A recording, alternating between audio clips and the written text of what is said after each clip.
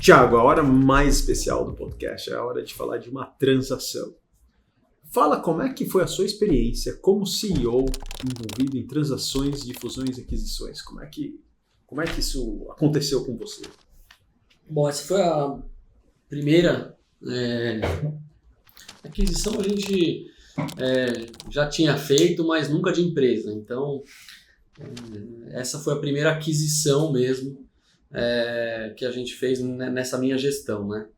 E foi um processo bem interessante, porque essa empresa que a gente acabou adquirindo, nós já havíamos tentado 2 vezes nos fundirmos com eles. Era um grupo muito tradicional, um grupo, uma na minha gestão, inclusive. Nós nos aproximamos, montamos a equipe, tínhamos os assessores e, no final das contas, acabou não vingando. Então, a terceira vez foi o charme, né? Third time is a charm. Exatamente. E acabou fechando só na terceira oportunidade. E foi muito curioso, porque tudo começou assim. A gente estava num processo bem grande de rearranjo operacional logístico. E eu estava fazendo o orçamento para o ano seguinte, isso era mais ou menos novembro de 23. E aí a gente tinha lá no orçamento um gasto absurdo ou grande com um serviço que a gente ia fazer fora, por conta da mudança. Porque como o meu produto e a minha máquina ia estar de mudança, e essa máquina demora muito tempo entre ser desmontada, transportada e reinstalada, e a gente ia ter que fazer fora esse serviço e estava uma fortuna. E aí eu virei pro diretor industrial e falei, a gente, cara, com esse valor aí dá pra gente comprar uma máquina, não dá? Ele falou, dá. Só que uma máquina demora 12 meses para chegar no mínimo, né? Falei, se tem uma coisa boa de um setor que tem capacidade ociosa, né, maior do que a oferta maior do que a demanda, é que tá cheio de equipamento aí ocioso. Então vamos tentar comprar de alguém. E aí começamos a pensar quem teria essa máquina. E a gente acabou caindo nessa empresa. Falei, eu vou ligar para ela. Liguei pro gerente geral dessa empresa e falei, olha, é o seguinte, eu sei que você tem aí a máquina tal, eu vou precisando dela, você não quer vender para mim? Aí ele falou, olha, eu vou conversar aqui com o pessoal da Hold, os controladores e dar uma ligada para você. Tá bom, amanhã você me liga? Ligo. No dia seguinte já ligou o assessor deles, que é o cara de M&A do grupo, ele é interno, mas tudo que é transação, esse grupo é um grupo muito experiente, muito ativo em compra de empresas, compra e venda de empresas. Aí ele me ligou, ele falou, Tiago, tudo bom? Tal. Eu falei, e aí, tudo bem? Fulano falou comigo sobre a máquina, tal. Eu falei, isso, e aí? Posso ir aí em São Paulo? Eu falei, já vi que não vai ser tão simples quanto eu imaginava. E aí ele veio e falou, olha, eu falei, claro que pode, né? Mas ele já veio com um negócio e falou, é o seguinte, agora eles estão convencidos que o negócio não faz sentido no grupo, ficou muito pequeno para a operação do grupo, e eles não querem vender a máquina, eles querem vender a empresa inteira. Eu falei, puxa vida, mas a empresa inteira agora, será? Vai, não vai? Não, agora vai, eu vou ser o assessor, você no meio de vocês, eu tenho expectativa desse troço fechar em 3, 4 meses. Eu falei, puxa, duvido, porque se as outras demoraram todo... Não, mas agora vai ser diferente por causa disso, até a expectativa deles em relação a coisa mudou e tal. Eu falei, vamos lá, né? É minha obrigação. E aí, eu nomeei você para ser o nosso interlocutor, o nosso negociador, e de fato foram alguns, talvez 5 meses, por aí. Um pouco mais, pouco menos, mas foi por volta de 5 meses a gente fechou o modelo do que a gente queria e que a outra parte também desejava. E é muito curioso porque você sempre me dizia isso e por aqui, sai por aqui, mas o fato é que durante esses 5 meses eu achei que já estava fechado umas 10 vezes e eu achei que tinha ido pro brejo umas 20. Eu falei, não vai dar de novo, não acredito. Terceira vez que a gente conversa, olha o tempo que eu perdi e não consegui usar a máquina e já estou fazendo serviço fora, enfim. E no final fechou. Mas o curioso foi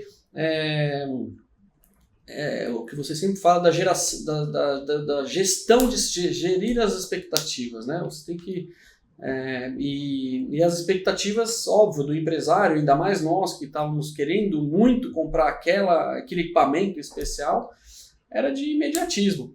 né? Então foram 5 meses em que às vezes ficava uma semana, 2 sem se falar, outras que a gente se falava 10 vezes por dia com a outra parte. Então um processo muito... eu não sei se todas as transações são assim, mas essa transação ela é muito inconstante. Então tem semanas de temperatura altíssima, outras de gelado, porque as agendas das pessoas também acabam, né? Eu tinha outras coisas, você também estava metido em algumas outras transações, enfim. O fato é que foi uma baita experiência, aprendi um montão, acho que se não der certo eu vou ser seu assessor, nem que seja para ser o good guy, né? Que às vezes você é o bad guy, eu tenho que ser o good guy e vice-versa, mas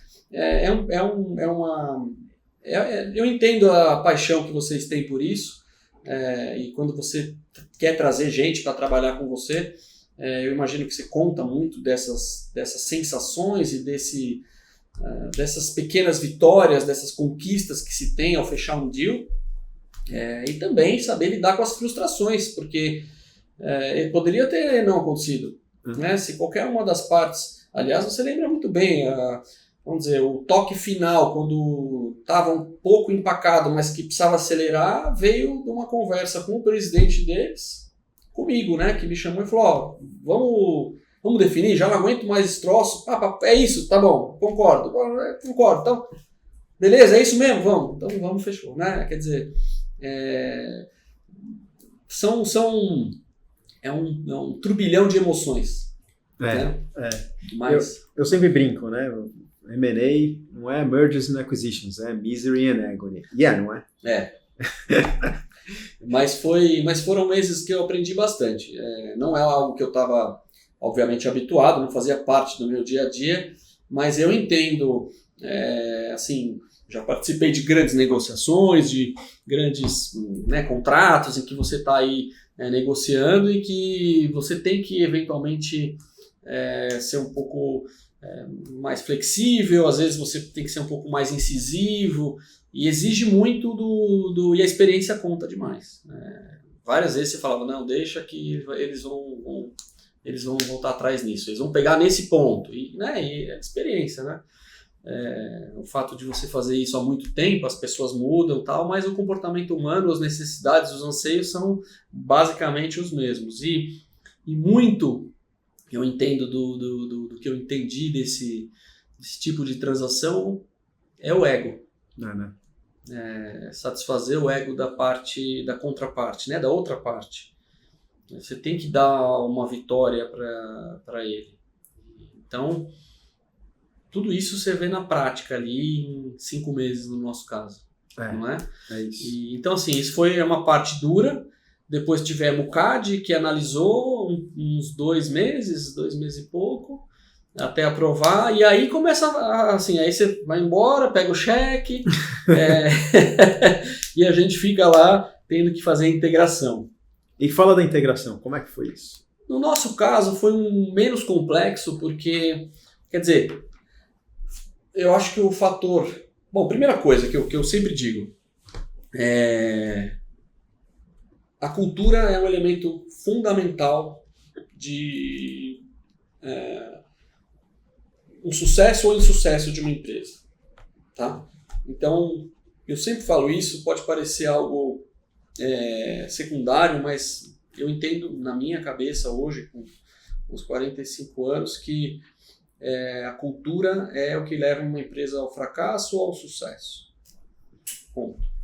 Então, posto isso, eu acho que o mais difícil num processo de M&A, uma fusão ou mesmo uma compra, é a integração de culturas. Então, nesse ponto, eu não sofri. Porque nós compramos equipamentos, compramos o estoque e contratamos alguns funcionários chave, fundamentais, que a gente julgava importante para atuarem conosco. Óbvio que essas pessoas, aí eles vão ter eventualmente alguma dificuldade de se adaptar à nossa cultura, que é diferente da deles, mas é muito menor do que se eu tivesse comprado a empresa como um todo, operado no site deles, e fosse fundir gente, manda meu gerente aqui e tal. Então, nesse ponto, eu tive menos desafios. O desafio veio, então, na outra parte, porque tudo bem, eu não tenho esse ônus, né? Esse bônus dos equipamentos é tirar tudo aquilo. Então, o ônus é tirar todo o equipamento em X dias e mandar para as fábricas e operar, porque ele tinha os clientes dele. Uhum. Então, o desafio grande foi pegar tudo que estava concentrado naquela fábrica, mandar para 3 fábricas nossas em diferentes regiões do Brasil, instalar e botar para produzir. Especialmente aquela máquina que você queria muito. Especialmente aquela máquina que demorou mais do que aquilo, mas tudo bem, né? A gente não compra um negócio pensando no ano. Boa. Mas o fato é que a parte difícil da integração de culturas a gente não teve. Mas é muito curioso isso. E aí você vê como uma coisa leva a outra, né? O aprendizado da mudança de Barra Funda para Jundiaí foi fundamental para o sucesso dessa transação. Pois é, exatamente. E eu estava, um caso recente aí, que todo mundo dava como certo, e agora estão em vias de separar, que é a Asas, né? Uhum. A cultura dos dois co-CEOs falam que isso o temperamento e a cultura das empresas vai dar na separação. Quer dizer, tinha tudo.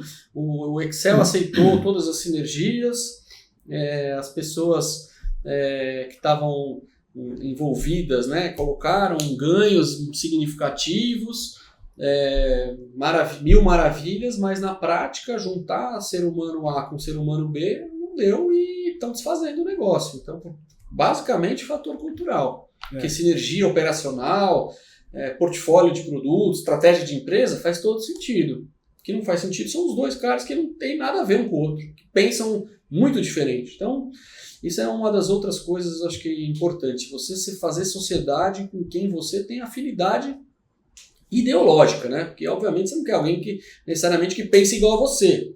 Discordar, nós somos totalmente diferentes. Mas você tem os mesmos valores e você tem, né, opiniões diferentes, mas a base é a mesma. Então, esse fator em empresas, e acho que dá para citar, ele vai fazer um podcast só sobre cultura. E a importância da cultura organizacional no negócio. Essa foi uma ótima primeira transação. Eu sei que não foi a primeira da Brasilata, mas foi a primeira dessa gestão. Sim. Porque existia um alinhamento de DNA entre os acionistas, tanto do lado de lá quanto do seu lado, né? A mesma ética, a mesma cultura, valorização de clientes, valorização dos funcionários, uma preocupação muito grande com os funcionários nessa transação. Obviamente, não dá para salvar tudo de todo mundo, mas a preocupação estava lá. Eu acho que foi todo mundo tratado com muita dignidade, muito respeito em todos os passos. Sim. Isso tudo tem que estar contratado. E foi uma preocupação da transação. A segunda coisa, tinha um alinhamento industrial, de operação, de sinergia. A transação fazia muito sentido para eles vender e para vocês comprarem. Então esse foi um fator determinante no sucesso.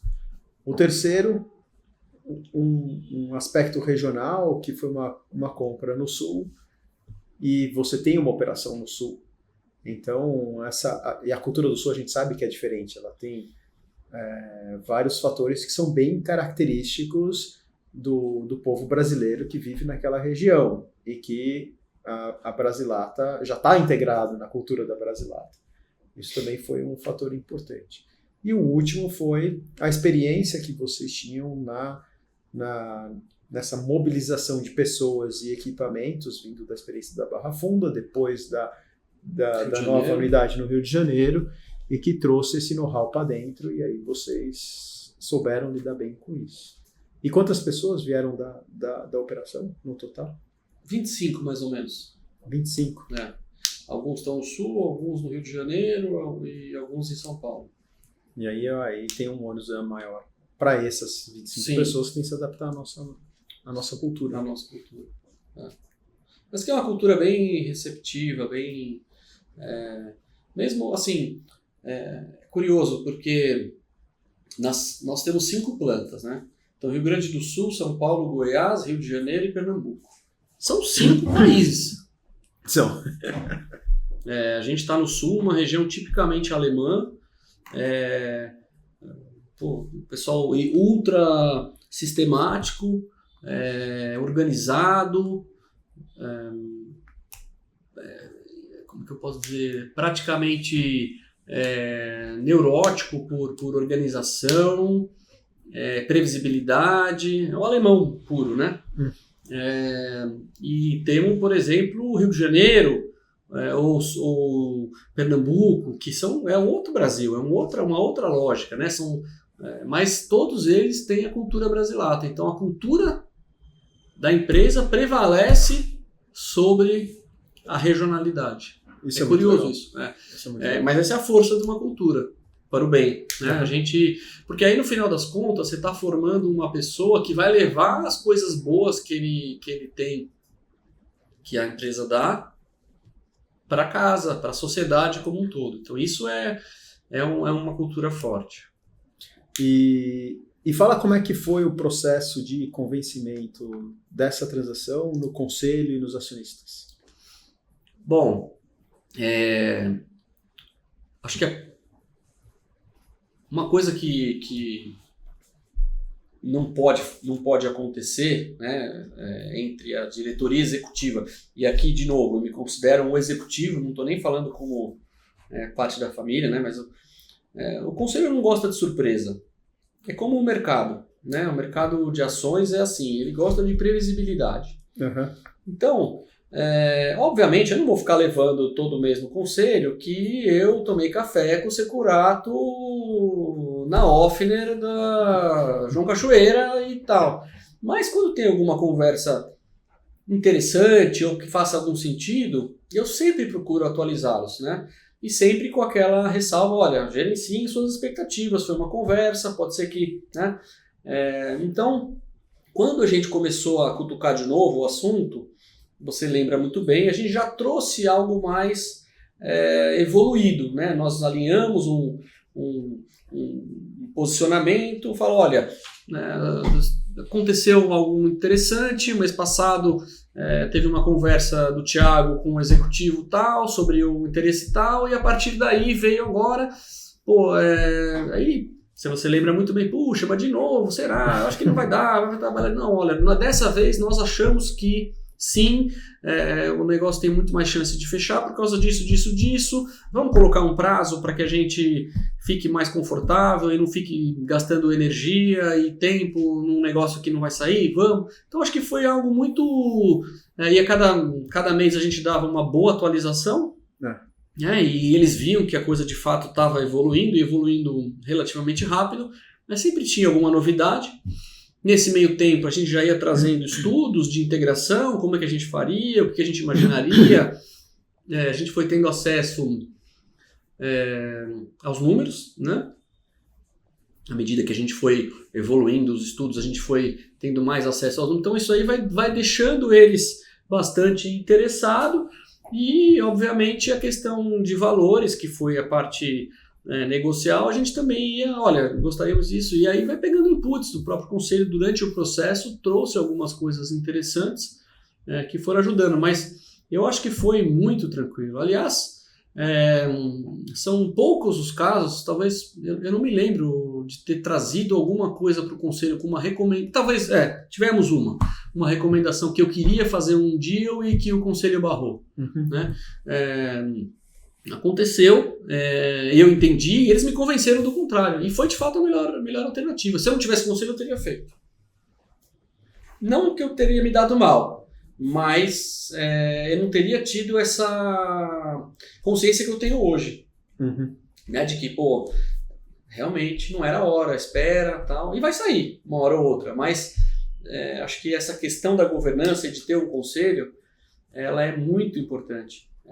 E me ajudou muito. Então essa acho que talvez tenha sido essa outra transação que foi barrada, foi a única que nesses 11 anos que nós levamos, ou que eu levei uma proposta de fazer e pedindo a aprovação que não foi aprovada. Incrível. Nos meus 27 anos de experiência fazendo M&A, esse processo no Conselho da Brasdata foi um dos mais suaves, porque foi muito orgânico. Uhum. A gente não chegou, como eu já vivi muitas vezes, com uma apresentação super estruturada para o Conselho, e é isso, assim, assim, assim, assado. A gente fez a mesma apresentação, só que ao longo de 6 reuniões de Conselho. Então a gente chegou, olha, isso que está acontecendo, nossa visão, esse é o histórico, esse é o ponto que a gente está, a nossa expectativa é essa. Aí passava um mês, a gente fala, olha, lembra que eu te falei isso? Isso daqui se materializou, isso daqui se desenvolveu de uma forma um pouquinho diferente.